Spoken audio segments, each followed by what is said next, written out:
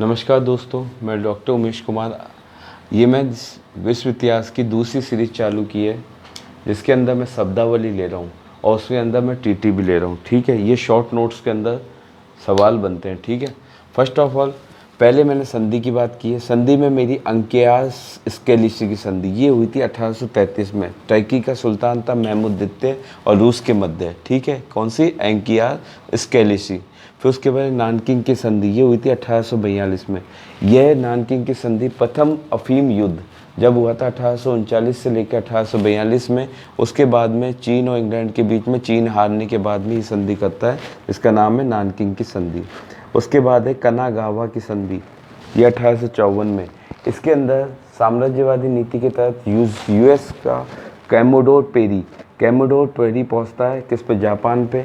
Japan के बंदरगाह पे पहुंचता है, जापान की भूमि पे। और अमेरिका और जापान के बीच में, यानी वहाँ पे व्यापार वाणिज्य की स्थापना के लिए जो समझौता होता है उसे बोलते हैं कैनागावा की संधि 1854 में। पेरिस संधि, कल की ग्लोसरी में मैंने पेरिस की संधि में कन्फ्यूजन रहता है। एक पेरिस की संधि हुई थी 1763 में, जिससे सप्तवर्षीय युद्ध फ्रांस और किसके बीच में? इंग्लैंड के बीच में समाप्त हुआ था। उसके अंदर हुई थी कब? 1763 में। एक हुई थी 3 सितंबर 1783 में, जिसमें यूएस की स्वतंत्रता संग्राम को क्या मिलती है? अनुमति मिल जाती है। ठीक है, यूएस के स्वतंत्रता हो जाता है, स्वतंत्र हो जाता है। ठीक है, अब यह है 30 मार्च 1856। इसके अंदर पेरिस की संधि में कीमिया का युद्ध होता है रूस और तुर्की के बीच में, जिसके अंदर रूस अकेला और तुर्की का साथ कौन कौन देते हैं? फ्रांस और इंग्लैंड। इसके अंदर 1854 और 56 के अंदर 56 में पेरिस की संधि से ये युद्ध समाप्त होता है। उसके बाद है पोलम्बियस की समझौता। पोलम्बियस समझौता होता है 1858 को। ठीक है, इसमें काबुल जो सर्डिनिया का शासक होता है और फ्रांस का नेपोलियन तृतीय, काबुल और नेपोलियन तृतीय के बीच में होता है। उद्देश्य काबुल क्या होता है? फ्रांस के नेपोलियन तृतीय के पास ऑस्ट्रिया के विरुद्ध सहायता के लिए जाता है। इसे बोलते हैं पोलम्बियस की संधि 1858 में। ठीक है, उसके बाद है विला फ्रैंका की संधि, ये जुलाई 1859 में होती है। इसमें नेपोलियन तृतीय और ऑस्ट्रिया के फ्रांसीसी जोसेफ, जिसके अंदर युद्ध विराम की शर्त तय की जाती है। जो पहले आपकी पोलम्बियस समझौता हुआ था, उसके बाद में जब युद्ध होता है, युद्ध के बाद में विला फ्रैंका की संधि, इसमें युद्ध विराम की शर्तें तय की जाती है। ज्यूरिख होती नवंबर 1859 में। विक्टर एमेन्युअल और ऑस्ट्रिया और फ्रांस के बीच में एक समझौता होता है, जिसे ये जो विक्टर एमेन्युअल और ऑस्ट्रिया और फ्रांस के बीच में जो समझौता होता है, इसकी जो पुष्टि थी विला फ्रैंका संधि की, वो किससे होती है? आपके ज्यूरिख समझौते से, नवंबर 1859 में। ठीक है, गैस्टाइन समझौता, ये गैस्टाइन समझौता अगस्त 1865 में। विलियम होता है शासक कहाँ का? प्रसा का। और फ्रांसीसी जोसेफ होता है ऑस्ट्रिया का। ठीक है, इस दोनों के बीच में होती है। इसके में बदले में लेवनबुक किसको मिल जाता है? प्रसा को मिल जाता है। सेल्सविक भी किसको? प्रसा को। और हॉलस्टाइन किसको मिलता है? ऑस्ट्रिया को। ठीक है, प्राग की संधि 1866 में। सेडोवा का युद्ध होता है 3 जुलाई 1866 को, जिसमें प्रसा द्वारा ऑस्ट्रिया को पराजित कर दिया जाता है। ठीक है, उसके बाद संधि होती है प्राग की संधि, बिस्मार्क और ऑस्ट्रिया के मध्य। फिर फ्रैंकफर्ट की संधि, ये होता है आपके सेडान का युद्ध।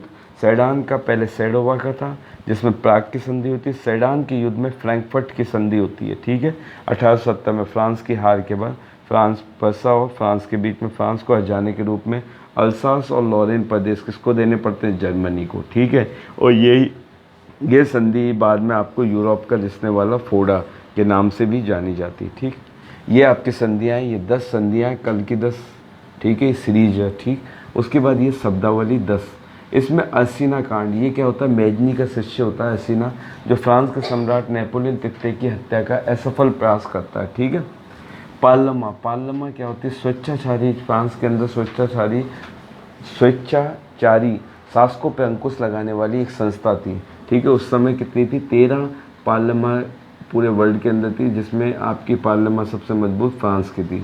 कॉलेजियम प्राचीन रोमन साम्राज्य पर उसके गुलामों व जानवरों को लड़ाने के लिए क्या विशाल अखाड़ा बनाया जाता था। ठीक है, काली मौत, ये वाला क्वेश्चन हर बार पूछा जाता है। 1348 से 51 तक ब्लैक डेथ, यूरोप में फैली हैजे की बीमारी। ध्यान रखना, हैजे की बीमारी के लिए। पित्त आतंक 20वीं सदी में जापान द्वारा यूरोपवासियों के यानी यूरोप के अंदर जो साम्राज्यवादी नीति का प्रसार था उसके लिए आतंक का रूप में। प्रेस्बिटेरियंस का मतलब होता है बुजुर्ग। 1563 में इंग्लैंड में राष्ट्रीय चर्च की स्थापना से असंतुष्ट ईसाई अनुयायियों ने कुछ नए दल प्रेस्बिटेरियंस की स्थापना का प्रयास किया, ठीक है। और उन्होंने क्या कहा कि बुजुर्गों के हाथ में यहाँ पे सत्ता होनी चाहिए, ठीक है, राष्ट्रीय चर्च की। प्यूरिटीन, देखना प्यूरिटीन है ये महारानी एलिजाबेथ के राज्यकाल में प्रोटेस्टेंट द्वारा इंग्लैंड चर्च के अंतर्गत संगठित सारदा जो धार्मिक पूजा विधि विधानों के अंदर क्या ली जाती है, प्रोटेस्टेंटों के द्वारा जो विधि में सुधार लाए उसे बोलते थे प्यूरिटीन। और प्यूरिटीन क्रांति ये अलग है, संप्रभुता, राजा की संप्रभुता, या तो संप्रभुता इंग्लैंड में राजा के हाथ में या फिर संसद और राजा दोनों के हाथ में। इसे लेके चार्ल्स प्रथम जो 1642 में इनमें गृह युद्ध हो जाता है, लास्ट में चार्ल्स प्रथम को अंत कर दिया जाता है। यह है प्यूरिटीन क्रांति। रॉटन बैरो, वह नगर जिन्हें 1832 ईस्वी में सुधार विधेयक के समय बहुत कम आबादी होने के बावजूद पार्लियामेंट में प्रतिनिधि भेजने का अधिकार था। ये नगर थे जिन्हें क्या है अधिकार था। शॉर्ट पार्लियामेंट, ये थोड़े अल्प समय के लिए, मात्र 1 महीने के भी नहीं हुआ, यानी 10-20 दिन के लिए 1640 के अंदर धनराशि, जिंदा मालो, गुलामों का घृणित व्यापार। नमस्कार।